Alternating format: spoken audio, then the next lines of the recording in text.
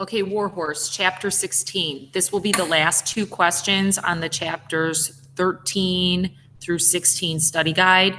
When you get that done, turn it in and pick up the materials for Chapter 17 through 21, which is the last chapter of the book.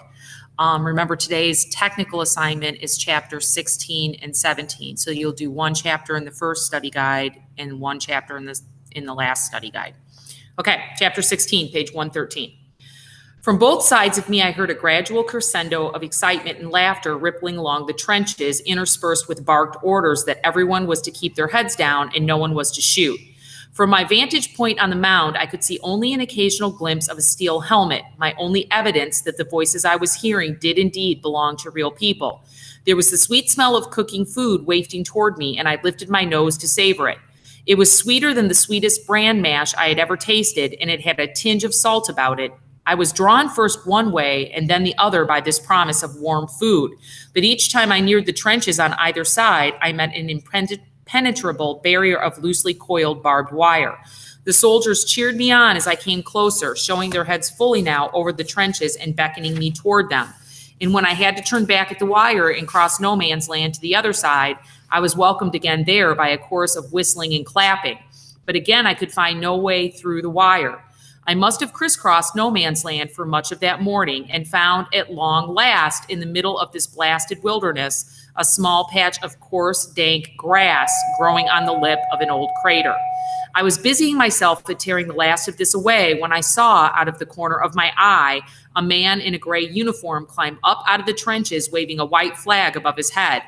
I looked up as he began to clip his way methodically through the wire and then pull it aside. All this time, there was much argument and noisy consternation from the other side. Excuse me.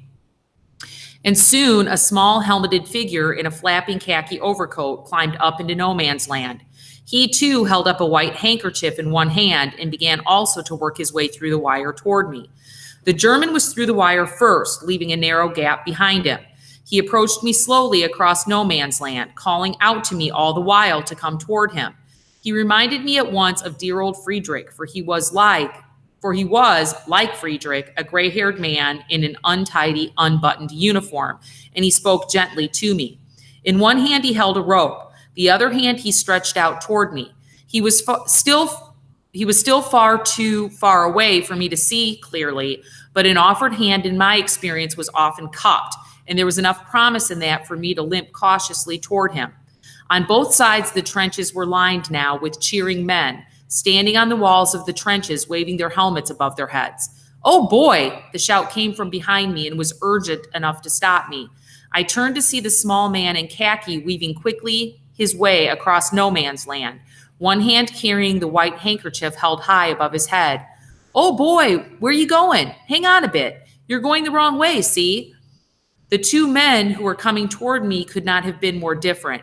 The one in gray was the taller of the two, and as he came nearer, I could see his face was lined and creased with years.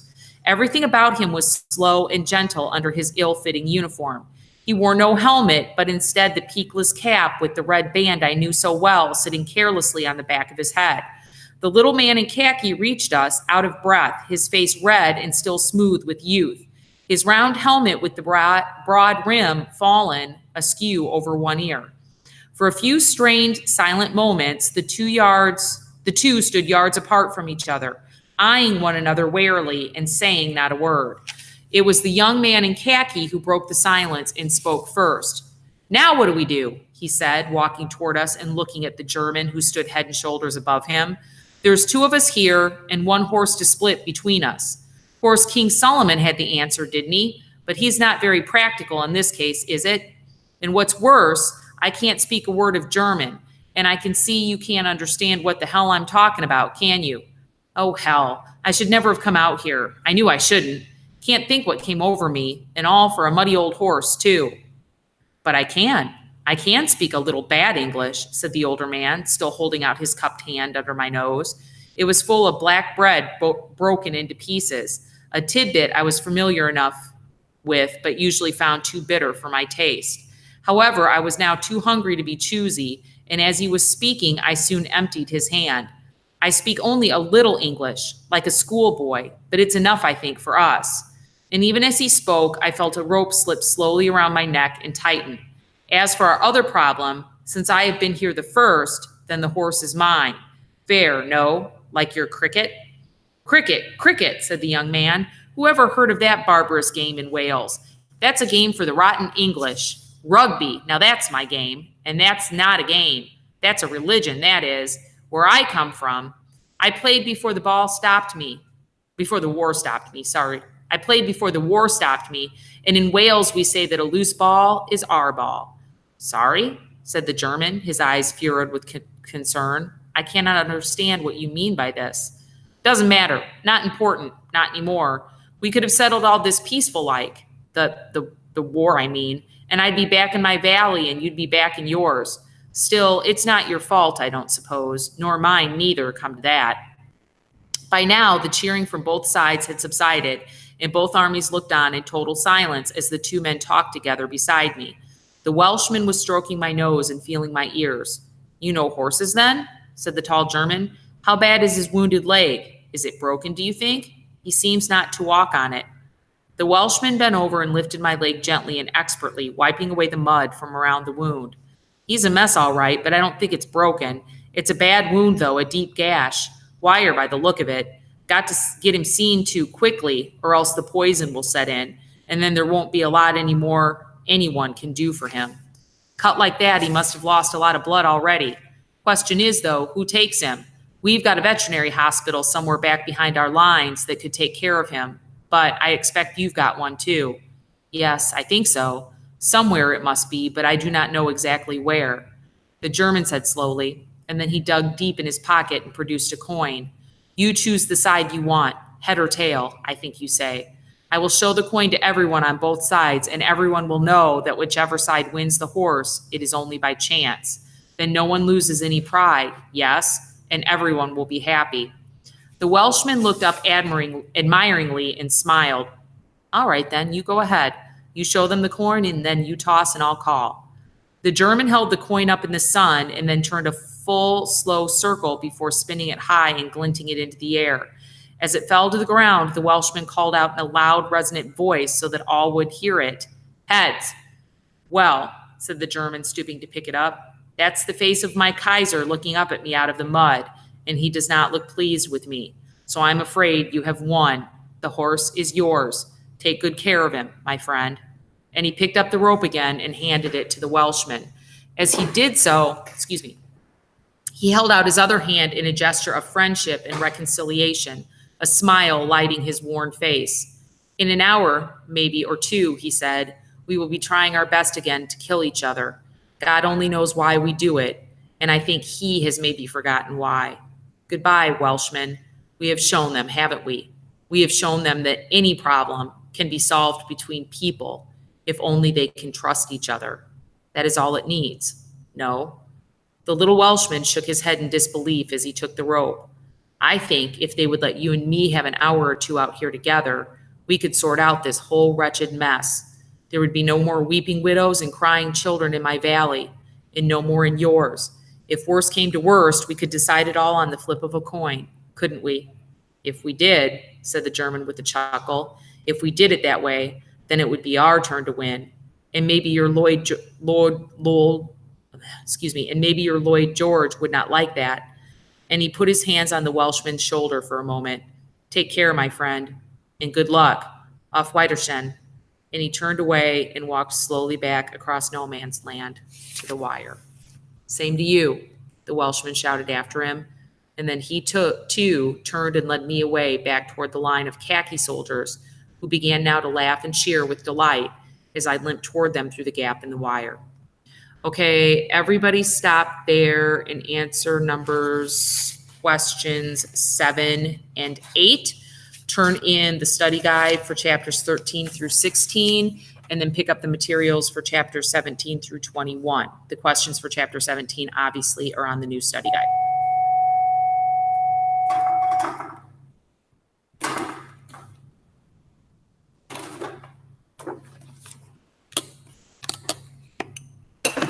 Okay, chapter 17, page 121.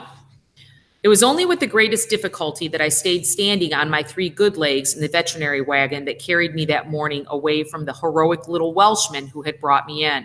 A milling crowd of soldiers surrounded me to cheer me on my way.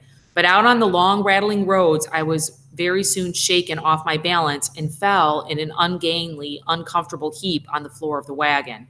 My injured leg throbbed terribly as the wagon rocked from side to side on its slow journey away from the battlefront. The wagon was drawn by 2 stocky black horses, both well-groomed and immaculate in well-oiled harnesses. Weakened by long hours of pain and starvation, I had not the strength even to get to my feet when I felt the wheels below me running at last on smooth pavement, and the wagon came to a jerking standstill in the warm, pale autumn sunshine. My arrival was greeted by a chorus of excited neighing, and I raised my head to look. I could just see over the side of the wagon a wide cobbled courtyard with magnificent stables on either side and a great house with turrets beyond. Over every stable door were the heads of inquisitive horses, ears pricked. There were men in khaki walking everywhere, and a few were running now toward me, one of them carrying a rope halter. Unloading was painful, for I had little strength left and my legs had gone numb after the long journey. But they got me to my feet and walked me backward gently down the ramp. I found myself the center of anxious and admiring attention in the middle of the courtyard, surrounded by a cluster of soldiers who inspected minutely every part of me, feeling me all over. "What in thunder do you think you're doing?" came a booming voice echoing across the courtyard. "It's a horse. It's a horse just like the others." A huge man was striding toward us, his boots crisp on the cobbles. His heavy red face was half hidden by the shade of his peaked cap that almost touched his nose, and by an auburn mustache that spread upward from his lips to his ears. It may be a famous horse. It may be the only thundering horse in the whole thundering war brought in alive from no man's land, but it is only a horse, and a dirty horse at that. I've had some rough-looking specimens brought here in my time, but this is the scruffiest, dirtiest, muddiest horse I have ever seen. He's a thundering disgrace, and you're all standing around looking at him. He wore 3 broad stripes on his arm, and the creases in his immaculate khaki uniform were razor sharp. Now there's 100 or more sick horses here in this hospital, and there's just 12 of us to look after them. This here young lazybones was detailed to look after this one when he arrived, so the rest of you guys can get back to your duties. Move it, you idle monkeys, move it. And the men scattered in all directions, leaving me with a young soldier who began to lead me away toward a stable. "And you," came that booming voice again, "Major Martin will be down from the house in 10 minutes to examine that horse. Make sure that horse is so thundering clean and thundering shiny, you could use him as a shaving mirror, right?" "Yes, Sergeant," came the reply, a reply that sent a sudden shiver of recognition through me. Quite where I had heard the voice before, I did not know. I knew only that those words sent a tremor of joy and hope and expectation through my body and warmed me from the inside out. He led me slowly across the cobbles, and I tried all the while to see his face better, but he kept just that much ahead of me so that all I could see was a neatly shaven neck and a pair of pink ears. "How the devil did you get yourself stuck out there in no man's land, you old silly?" he said. "That's what everyone wants to know ever since the message came back that they'd be bringing you here. And how the devil did you get yourself in such a state? I swear there's not an inch of you that isn't covered in mud or blood. No telling what you look like under all that mess. Still, we'll soon see. I'll tie you up here and get the worst of it off in the open air. Then I'll brush you up in the right way before the officer gets here. Come on, you silly you. Once I've got you cleaned up, then the officer can see you, and he'll tidy up the nasty cut of yours. Can't give you food, I'm sorry to say, nor any water till he says so. That's what the sergeant told me. That's just in case they have to operate on you." And the way he whistled as he cleaned out the brushes was the whistle that went with the voice that I knew. It confirmed my rising hopes, and I knew then that I could not be mistaken. In my overwhelming delight, I reared up on my back legs and cried out to him to recognize me. I wanted to make him see who I was. "Hey, careful there, you silly. Nearly knocked my hat off," he said gently, keeping a firm hold on the rope and smoothing my nose as he had always done whenever I was unhappy. "No need for that. You'll be all right. Lots of fuss about nothing. Knew a young horse once just like you. He was really proper jumpy, he was, till I got to know him and he got to know me." "You talking to them horses again, Albert?" came a voice from inside the next stable. "God's truth. What makes you think they understand a word you say?" "Some of them may. Some of them may not, David, said Albert, but one day, one of them will. He'll come in here and he'll recognize my voice. He's bound to come in here. And then you'll see a horse that understands every word that's said to him. You're not going on about your Joey again. The head that came with the voice leaned over the stable door. Won't you ever give it up, Bertie? I've told you before, if I've told you 1,000 times. They say there's near 500,000 horses out here, and you joined the veterinary corps just on the off chance you might come across him. I pawed the ground with my bad leg in an effort to make Albert look at me more closely, but he just patted my neck and set to work cleaning me up. There's just one chance in 500,000 that your Joey walks in here. You got to be more realistic. He could be dead. A lot of them are. He could have gone off to Palestine with the cavalry. He could be anywhere along hundreds of miles of trenches. If you weren't so good with horses, if you weren't the best friend I had, I'd think you'd gone a bit screwy the way you go on about your Joey. You'll understand why when you see him, David, Albert said, crouching down to scrape the caked mud off my underside. You'll see. There's no horse like him anywhere in the whole world. He's a bright red bay with a black mane and tail. He has a white cross on his forehead and 4 white socks that are all even to the last inch. He stands over 16 hands and he's perfect from head to tail. I can tell you that when you see him, you'll know him. I could pick him out of a crowd of 1,000 horses. There's just something about him. Captain Nichols, you know, he's dead now, the one I told you about that brought Joey from my father. He sent me Joey's picture. He knew it. He saw it the first time he ever set eyes on him. I'll find him, David. That's what I came all this way for, and I'm gonna find him. Either I'll find him or he'll find me. I told you I made a promise, and I'm gonna keep it. You're as crazy as a loon, Bertie, said his friend, opening a stable door and coming over to examine my leg. Crazy as a loon, that's all I can say. He picked up my hoof and lifted it gently. This one's got white socks on his front legs, anyway. That's as far as I can tell under all this blood and mud. I'll just sponge the wound away a bit, clean it up for you while I'm here. You'll never get this one cleaned up in time else. And I've finished mucking out my stables. Not a lot else to do, and it looks as if you could use a hand. Old Sergeant Thunder won't mind, not if I've done all he told me, and I have. The 2 men worked tirelessly on me, scraping and brushing and washing. I stood quite still, trying to nuzzle Albert to make him turn and look at me, but he was busy at my tail and my hindquarters now. 3, said his friend, washing off another of my hooves. That's 3 white socks. Stop it, David, said Albert. I know what you think. I know what everyone thinks. I'll never find him. There's thousands of army horses with 4 white socks. I know that. But there's only one with a blaze in the shape of a cross on the forehead. And how many horses shine red like fire in the evening sun? I tell you, there's not another one like him, not in the whole wide world. 4, said David. That's 4 legs and 4 white socks. Only the cross on the forehead now and a splash of red paint on this muddy mess of a horse, and you'll have your Joey standing here. Don't tease, said Albert quietly. Don't tease, David. You know how serious I am about Joey. It'll mean all the world to me to find him again. Only friend I ever had before I came to the war. I told you. I grew up with him. I did. Only creature on this earth I felt any kinship for. David was standing now by my head. He lifted my mane and brushed gently at first, then vigorously at my forehead, blowing the dust away from my eyes. He peered closely and then said again, brushing down toward the end of my nose and up again between my ears, till I tossed my head with impatience. Bertie, he said quietly, I'm not teasing. Honest, I'm not now. You said your Joey had 4 white socks all even to the inch, right? Right, said Albert, still brushing away at my tail. And you said Joey had a white cross on his forehead? Right. Albert was still completely disinterested. Now, I have never seen a horse like that, Bertie, said David, using his hands to smooth down the hair on my forehead. Wouldn't have thought it possible. Well, it is, I tell you, said Albert sharply, and he was red, flaming red in the sunlight, like I said.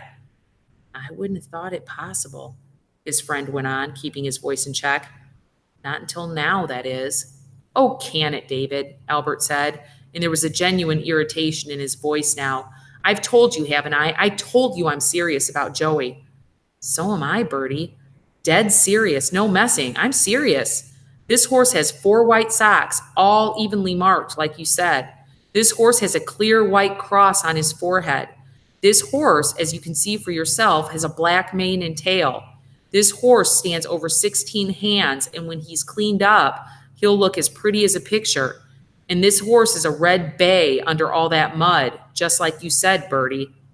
As David was speaking, Albert suddenly dropped my tail and moved slowly around me, running his hand along my back. Then at last we stood facing each other. There was a rougher hue to his face, I thought. He had more lines around his eyes, and he was a broader, bigger man in his uniform than I remembered him. But he was my Albert, and there was no doubt about it. He was my Albert. "Joey?" he said tentatively, looking into my eyes. "Joey?" I tossed my head and called out to him in my happiness so that the sound echoed across the yard and brought horses and men to the doors of their stables. "It could be," said Albert quietly. "You're right, David, it could be him. It sounds like him even, but there's one way I know for sure." And he untied my rope and pulled the halter off my head. Then he turned and walked away to the gateway before facing me, cupping his hands to his lips and whistling. It was his owl whistle, the same low, stuttering whistle he had used to call me when we were walking out together back at home on the farm all those long years before. Suddenly, there was no longer any pain in my leg, and I trotted easily over toward him and buried my nose in his shoulder. "It's him, David," Albert said, putting his arms around my neck and hanging on to my mane. "It's my Joey. I've found him. He's come back to me just like I said he would." "See?" said David wryly. "What did I tell you? See? Not often wrong, am I?" "Not often," Albert said. "Not often, and not this time." Okay, stop there and answer questions 1 and 2 and 3 and 4. Okay, so for this chapter, you have questions 1, 2, 3, and 4.